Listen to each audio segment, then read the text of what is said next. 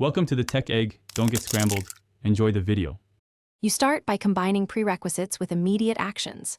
First, confirm your ISB plan and expected max Mbps so you know the target. Next, plug your test device into the router with Ethernet. This removes Wi-Fi variables. Once done, update modem and router firmware and record current settings. Make sure router features like CoS or bandwidth caps are disabled for testing.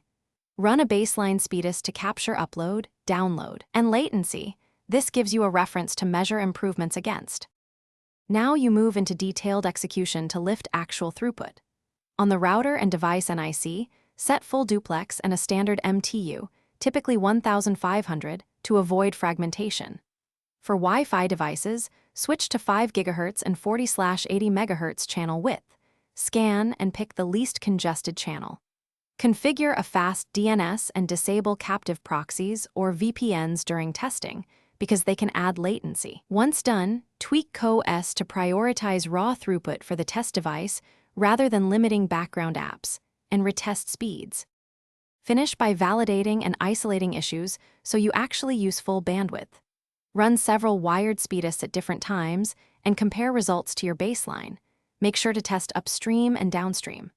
Monitor device usage and stop background updates or backups that consume capacity.